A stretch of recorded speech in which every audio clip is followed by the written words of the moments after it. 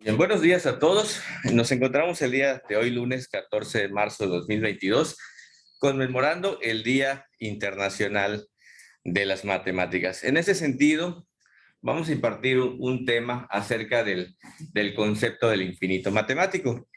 Esta presentación fue pensada en todos aquellos jóvenes, ya sea de bachillerato o del nivel superior, aficionados a las matemáticas, que seguramente en muchas de las operaciones básicas que realizan todos los días se encuentran con operaciones que nos puedan llevar a esa división entre cero o a dividir algo entre la nada. De ahí surge, pues, esta plática con el fin de dar a conocer qué es ese concepto al que llamamos comúnmente infinito. Y es así como surge esta plática que le hemos puesto el infinito y más allá.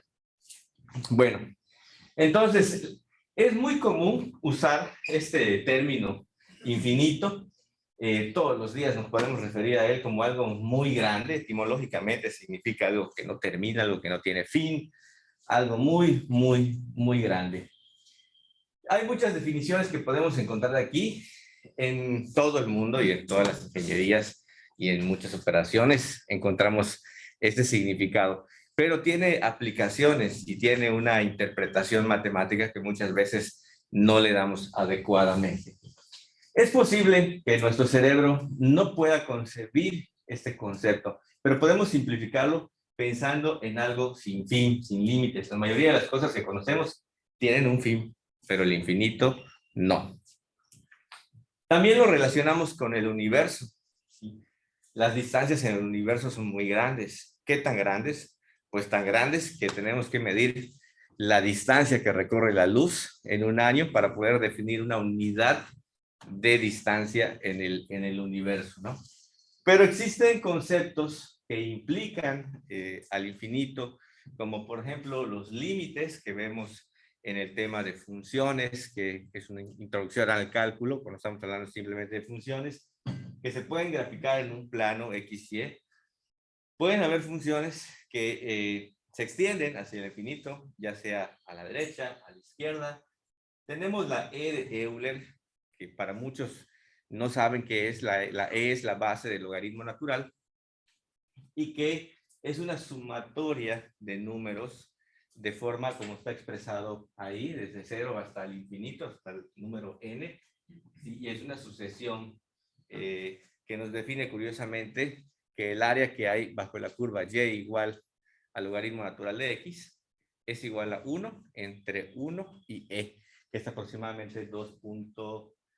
Aquí está 2.71, 8, 2, y no termina, ¿no? Es un número que no tiene fin en sus decimales, entonces tiene tantos decimales como pueda llegar al infinito, ¿no? Algo parecido sucede con pi. Pi también es un concepto que nos relaciona el diámetro que tiene una circunferencia con el número de veces que se puede sobreponer sobre el perímetro, o bien la división del perímetro de una circunferencia entre el diámetro de la misma nos da pi. ¿Y cuánto vale pi? Pues es el 3.14, 15, 92, 6, 53, 58, etcétera. Ahí está ahí. Se han calculado muchos, muchos números. Y hoy, 3 de marzo, pues es el día pi. 3 porque es 3, el mes 3, enero, febrero, marzo, es el mes 3. Hoy es el día 14 y por eso es el punto 14. Y por eso se escogió ese día como el día pi. Así que no se les olvide, el 14 de marzo es el día de las matemáticas por este número pi que todos conocemos desde que nos enseñaron a calcular áreas. Bueno, alguien ha escuchado hablar de la serie de Fibonacci seguramente, ¿verdad? Es un número, es una serie que denota la relación que hay entre números que se extienden al infinito, y en la naturaleza las matemáticas están implícitas. Muchas de las figuras geométricas que podemos ver aquí alrededor de nosotros utilizan series matemáticas como la de Fibonacci, es un ejemplo de ello.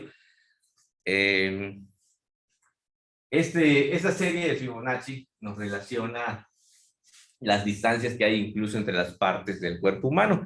Algo que es muy interesante Porque Leonardo da Vinci, quien creó esta figura, mostró todas las relaciones que hay entre las distancias, por ejemplo, de la cabeza con relación al tronco, con relación a las extremidades superiores, inferiores, los ángulos que se forman. Entonces, todas esas relaciones, ¿sí?, se pueden ir mostrando y van a ver que llega a un número que se llama, bueno, se le conoce como el número áureo, pero todas las relaciones siempre se van a acercar a ese valor de 1.617, 1.618.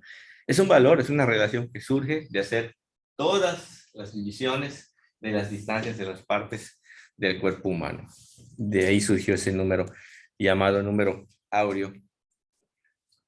Bien, ¿pero qué es el infinito? Bueno, en realidad hablar del infinito es una paradoja, pero posiblemente es más sencillo que cosas que sí tienen fin.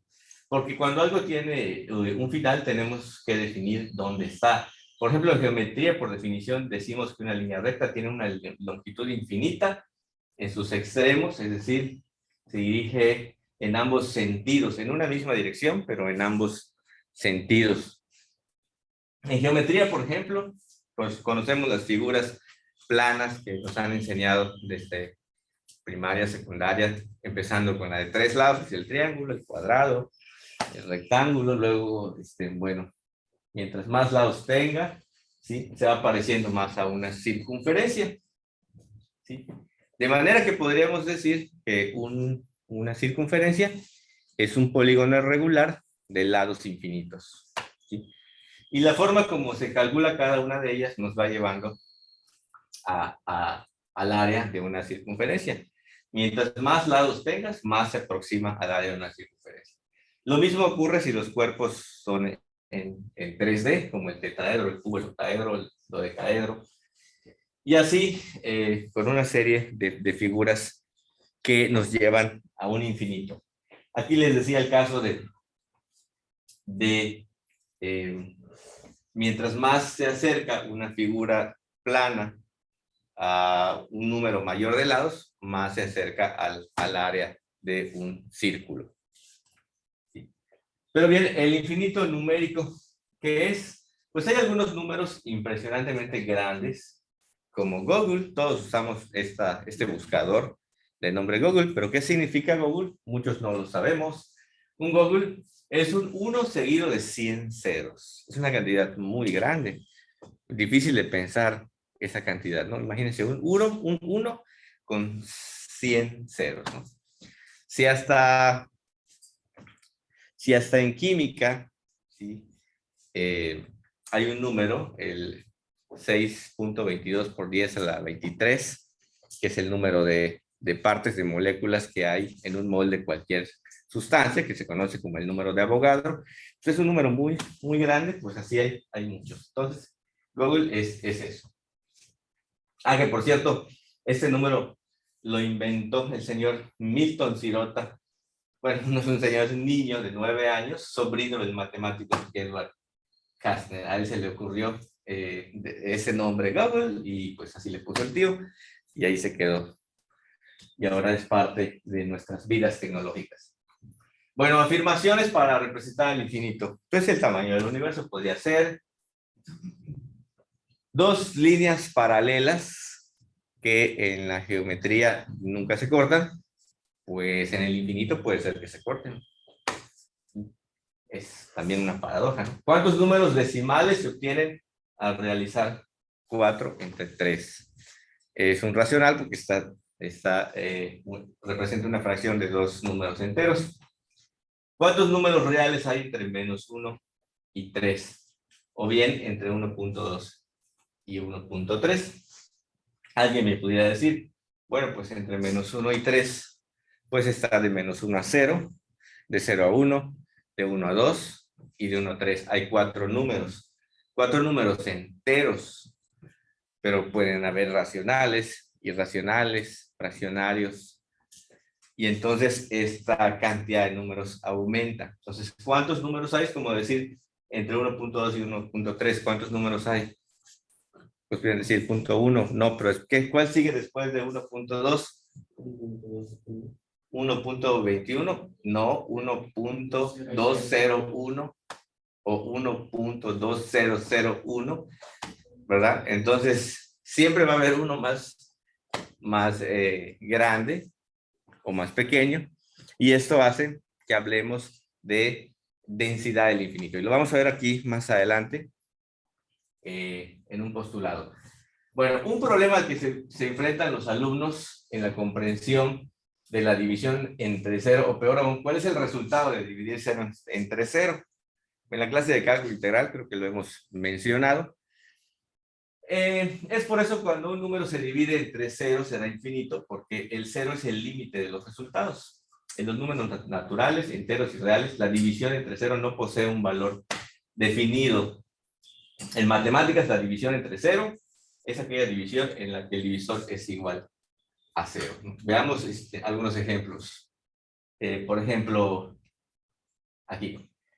Mientras más nos acerquemos a un número muy pequeño, dividir 1 entre punto 1 es 10, dividir 1 entre punto 0,1 es 100, dividir 1 entre punto 001 es 1000, y mientras más pequeño sea el divisor, el resultado va a ser más grande, y de ahí podemos concluir que el resultado será infinito cuando el divisor sea 0.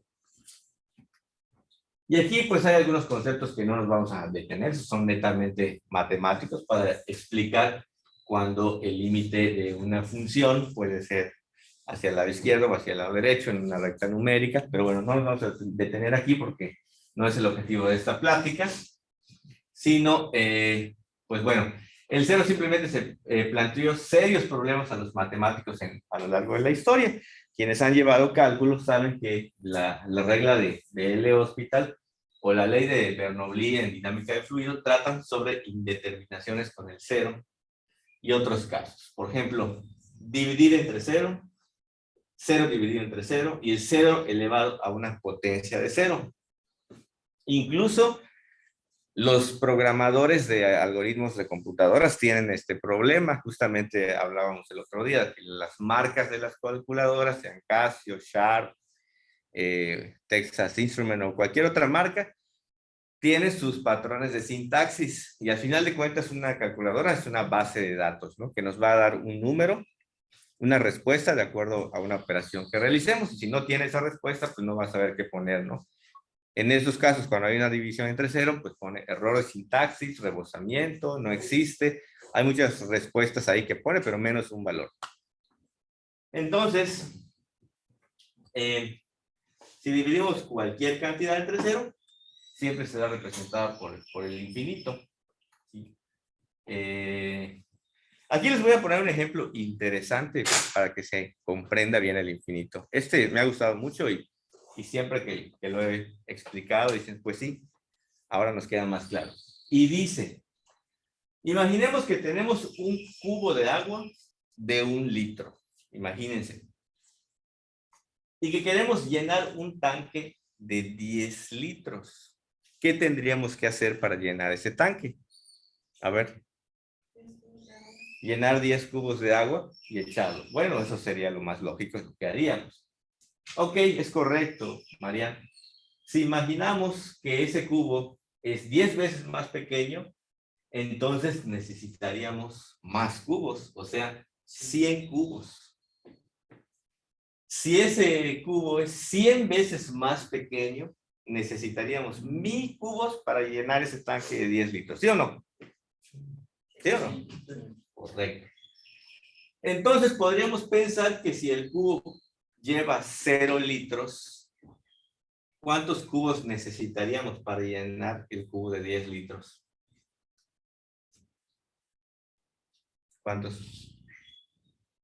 ¿Cuántos? Tendríamos que necesitar infinitos cubos y hacer infinitos viajes para llenar ese cubo de 10 litros si tuviéramos cubos de un volumen de 0.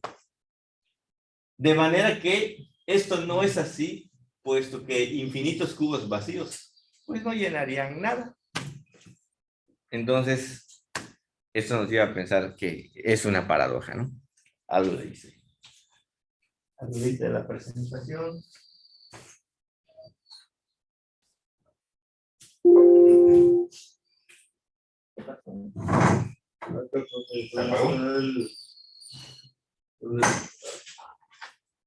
No veo que me diga. Aquí, izquierda, no, arriba. Arriba. Aquí. Ok. Algo pasó. Bueno. Entonces, el siguiente caso es que ocurre en una división 0 sobre 0.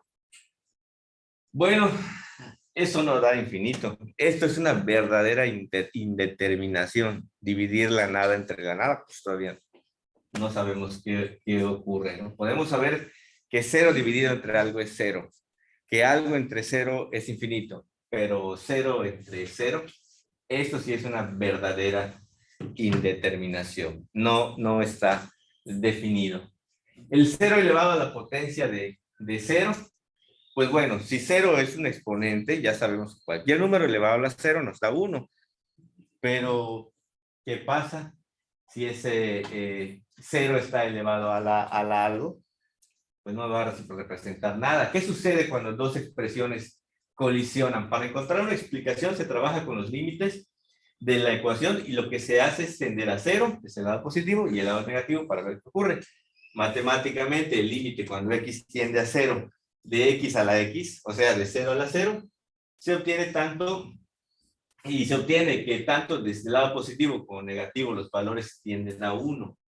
Pero eso es solo para el plano real. En el plano complejo, donde abarcamos a los números imaginarios y reales, diferentes aproximaciones dan diferentes valores y por ende sigue siendo una indeterminación. Esa es la demostración. El concepto del infinito, si buscamos en cualquier diccionario, enciclopedia, búsqueda de Google, de Internet, encontraremos muchas definiciones que no vamos a leer por ahora, porque a lo que queremos llegar es a lo que dijeron algunos matemáticos del pasado, personajes muy reconocidos en la historia, como lo es Platón y Pitágoras, que para ellos cuando filosofaban y se sentaban a dialogar en sus charlas acerca del infinito, lo definían como el apeirón, el caos. El infinito carecía de medida. La voz apeirón, tal como la empleaba Anaximandro, significa sin fin, sin límite. Lo infinito es lo indefinido. Sí. Uno de los típicos argumentos del infinito es la aniquilación de todos los números. Según este argumento, los números finitos serían absorbidos por los infinitos, y para todo número finito A existe una suma de que ese número A más infinito pues va a dar siempre infinito. ¿Por qué? Porque pues es muy grande, lo va a absorber. Es ahí donde entraba el concepto de la densidad de los infinitos. ¿Qué tan grande es el infinito? Y de esa forma los números infinitos aniquilaban a los finitos. Y ahora que les muestre una paradoja de Aquiles y la tortura, les va a quedar más claro. La revolución científica en el siglo XVII representó un cambio paradigmático de un mundo cerrado a un universo infinito. A partir de este siglo, se comienza a usar este signo que todos conocemos como infinito, que en realidad se llama lemniscata. El matemático John Wallis, en su obra Aritmética Infitorum, fue el primero en usar la lemniscata para representar el infinito. ¿Sí sabían cómo se llama? Lemniscata. Ese simbolito que siempre nos representa al infinito se llama lemniscata. Aquí está. ¿Sí? Y tiene una ecuación matemática. Si quisiéramos graficar la lemniscata, aquí está. Su ecuación es x cuadrada más yx al cuadrado. Eso es un binomio al cuadrado, igual a una constante a al cuadrado multiplicada por una diferencia de cuadrados, x cuadrada menos y cuadrada. Y esa es la fórmula o la representación gráfica de lo que llamamos lemniscata, que nos representa el infinito. ¿Lo sabían? Bueno, pues ahí está, se los presento. Luego, si quieren, les comparto la presentación con mucho gusto. Aquí está la lemniscata, pero lo que tengo aquí, esto ya se los expliqué, la lemniscata de Bernoulli. Luego diferentes matemáticos a lo largo de la historia lo empezaron a adoptar hasta que se quedó con ese nombre y esa forma. Pero aquí me gustaría presentarles un video que, a ver si me lo permite aquí la computadora. Si le doy clic, no me... ¿Cómo hago que me reproduzca esto? ¿Dónde dice reproducir? O no hay.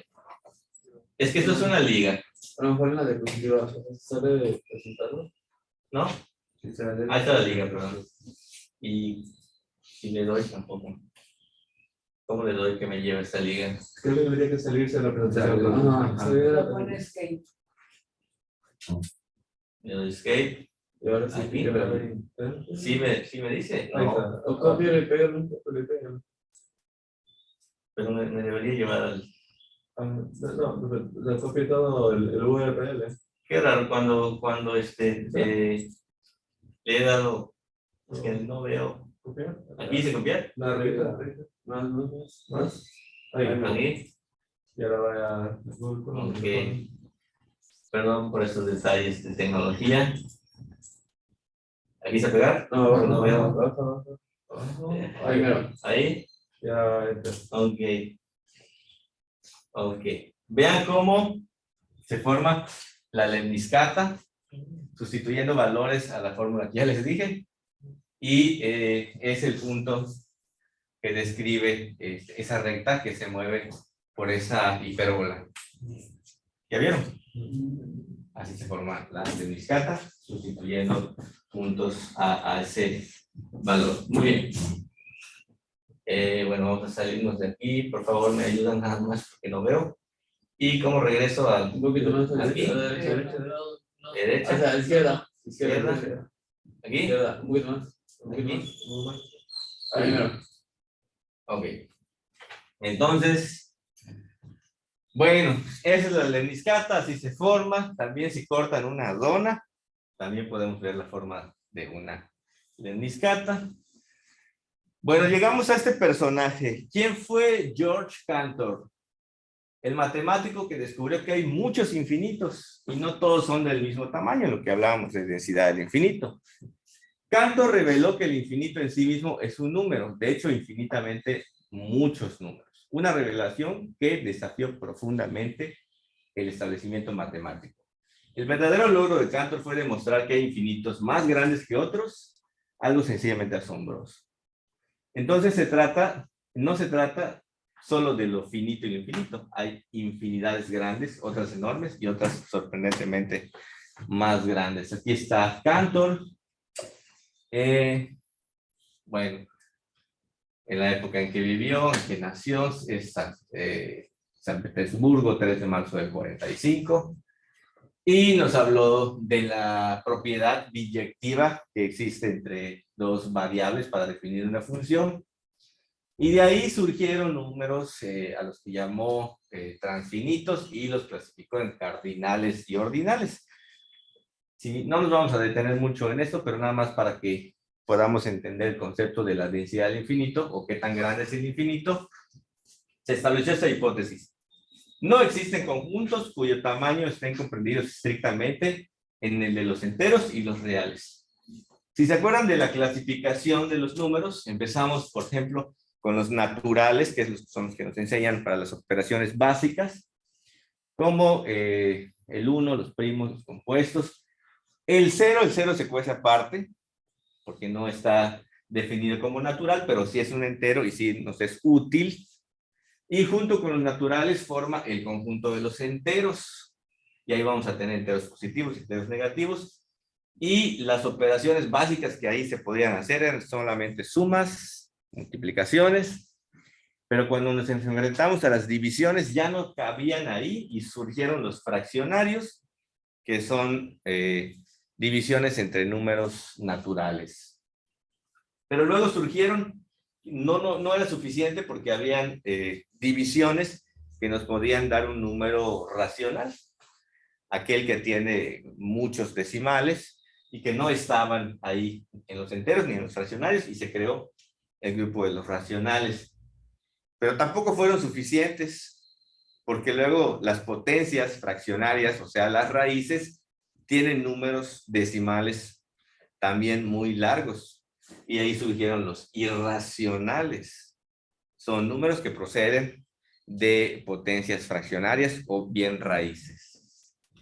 Pero cuando una raíz se le extrae a un número negativo, es decir, no hay dos números que multiplicados entre sí, o sea, dos números positivos o dos números negativos que multiplicados entre sí me den otro negativo, pues no hay. ¿Y dónde los ponemos? Pues hay que crear otro grupo y de ahí surgen los imaginarios. Cuando tenemos raíces pares de números negativos, surgen este grupo de imaginarios que junto con los reales, que son todos los anteriores, forman el grupo más complejo, más grande de conjuntos de números, a los cuales se llama complejos.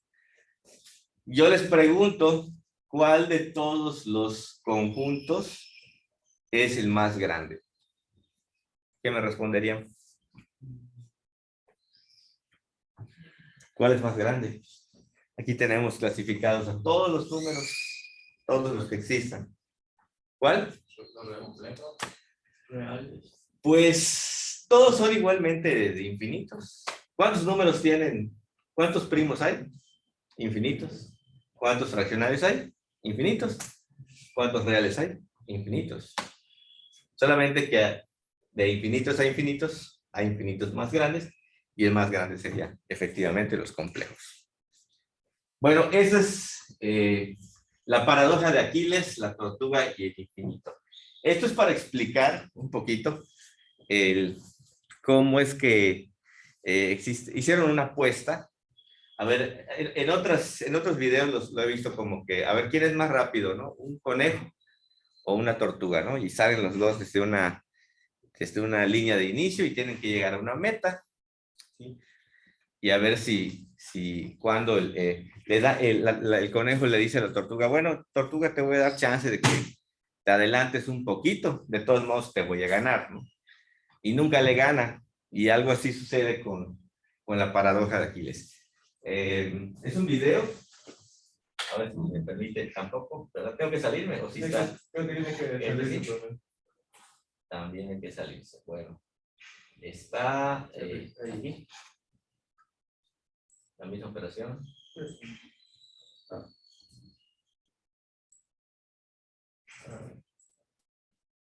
¿Cómo la selecciono todas? Es que no veo. ¿Complete de nuevo el texto o es la derecha? El texto. ¿Dónde estoy seleccionando todo? Píquele 3 veces. Ahí está. ¿Ya? Ahora copiar.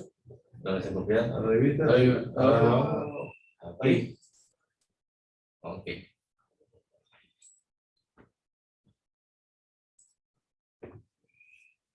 Es un video de YouTube. ¿Dónde está pegado? Está en inglés, pero no creo que tenga ningún problema. 60-second adventures in thought. Number 1, Achilles and the tortoise.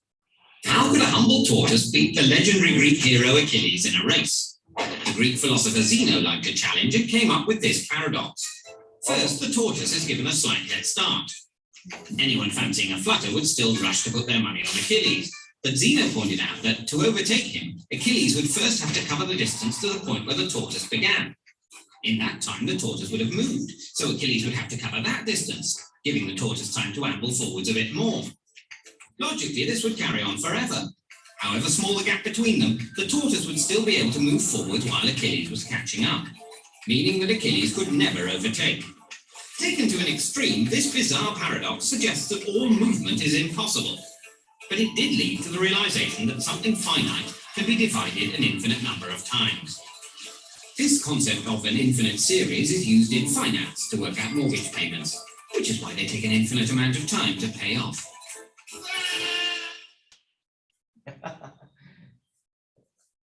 A ver, ¿qué les pareció? Con Prime tengo envíos gratis en un día y Prime Video. Si vas a inventar cosas, mejor me estupendo. ¿Cómo regreso aquí? Derecha. Un poquito más. Ahí. Ahí. ¿Qué pasó con la apuesta? En realidad, cuando intentas alcanzarlo, ¿sí? Haces una pausa en el tiempo, haces una ampliación de la distancia y ves que todavía te falta un trecho más. ¿Sí lo vieron? Y luego, cada vez que te acerques en el tiempo, divides el tiempo en segmentos más pequeños y ves que la distancia se vuelve a alejar, ¿no? Entonces es una paradoja porque nunca se logra alcanzar este. Y bueno, pues matemáticamente lo explicó de esa manera, ¿sí? Que no les gustó a otros, pero bueno, me pareció interesante.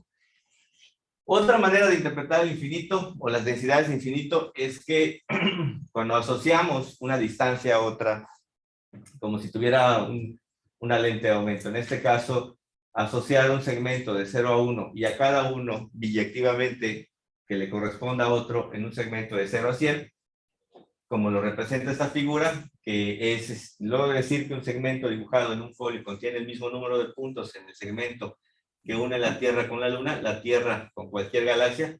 Es cierto, en este número de puntos en ambos casos es infinito. Dicho infinito es mucho más grande que el número de números naturales, enteros, racionales, aunque este sea también infinito, como les mencionaba hace un rato en la clasificación de los números. Ese diagrama es nada más para representar precisamente cuántos números hay en cada conjunto. Al final de cuentas, aunque son infinitos, unos tienen más que otros, desde el punto de vista que los podemos contar.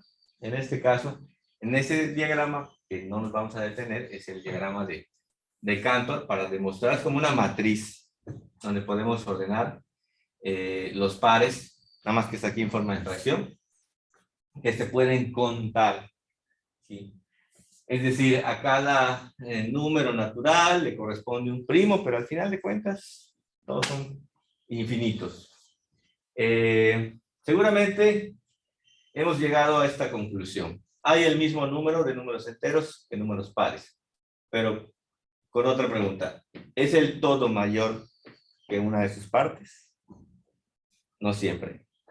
Parece que cuando trabajamos con conjuntos infinitos no es así. Se rompen ciertas reglas a las que estamos acostumbrados. Para finalizar, podemos señalar que la independencia de la hipótesis del continuo y la posible brecha entre lo discreto y lo continuo están ahí para recordarnos que la naturaleza del infinito todavía es un problema abierto, y este problema, con más claridad, y expresarlo en forma más elocuente.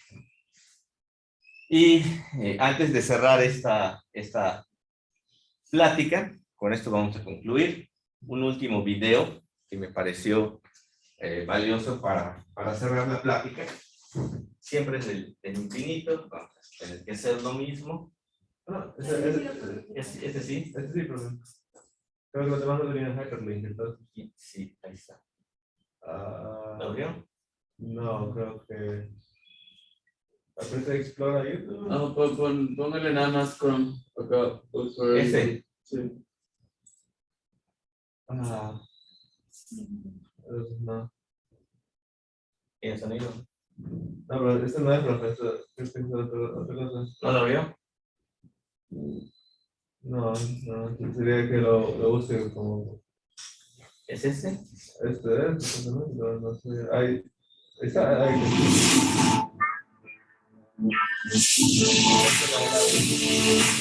Los números superan nuestra habilidad para contar, pero no sobrepasan nuestra capacidad para imaginar. Por eso tenemos al infinito.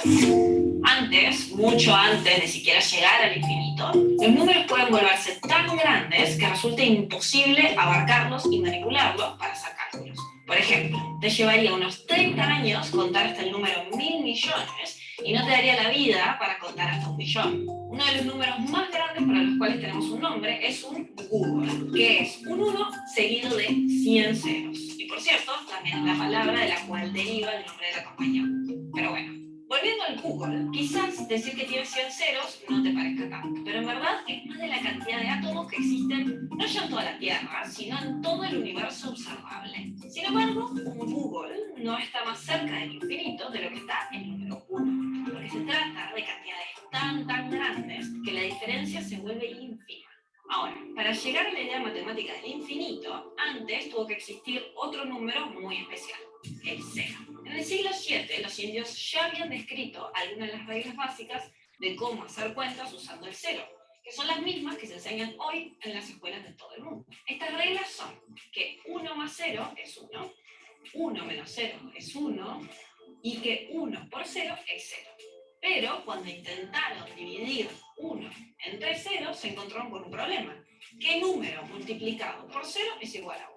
Tuvieron que pasar 500 años para que el infinito surgiera como una solución. Y luego tuvieron que transcurrir otros 700 años para que pasara a formar parte de las matemáticas. Para eso fue fundamental la idea del matemático alemán Georg Cantor de meter ese número inmenso en una bolsa. De esta forma, el infinito pasaba a ser manipulable como cualquier otro número. Esto es lo bueno. Lo malo es que hizo que el infinito pasara a tener una cantidad de propiedades extrañas y hasta paradójicas. Por ejemplo, que existe un infinito más grande que otro. Vayamos por partes. La mejor forma de entender esta paradoja es imaginar a una tribu que tiene palabras para designar los números 1, 2 y 3, pero que a cualquier otro número por encima del 3 le dicen muchos. Ese muchos es el infinito para la tribu. Ahora, imagina que hay dos miembros de la tribu que tienen muchos caballos y quieren saber quién tiene más. Entonces empiezan a agruparlos de a pares. Un caballo del primero, uno del segundo. Otro caballo del primero, otro del segundo, y así sucesivamente, hasta que, por ejemplo, el segundo se queda sin caballos. Eso lo que quiere decir es que tiene menos caballos que el primero, o en otras palabras, que hay un muchos que es más chico que el otro. La idea de Cantor de comparar infinitos funciona de una manera similar. ¿Formado? Bueno.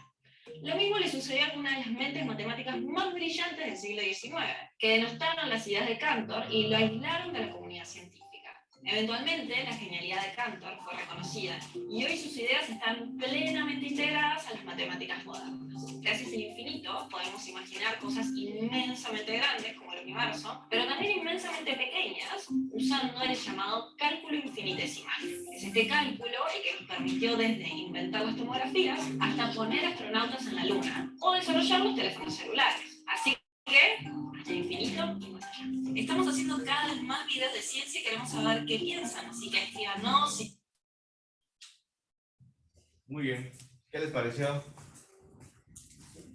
Muy bien. Y cerramos esta plática con esta frase de Albert Einstein que decía: solo dos cosas son infinitas, el universo y la estupidez humana. Y es la primera, no estoy seguro. Gracias por su atención a todos los amigos que nos están viendo en la plataforma de Zoom, al público en general. Pues que tengan un excelente Día Internacional de las Matemáticas. Con esto nos despedimos. Mi nombre es Edmundo Vázquez Castro, subdirector académico del Tecnológico Nacional de México Campus Motul y aquí profesor de cálculo de alumnos de la División de Ingeniería y Ciencias Exactas de la Universidad Anáhuac Mayap. Que tengan buenos días.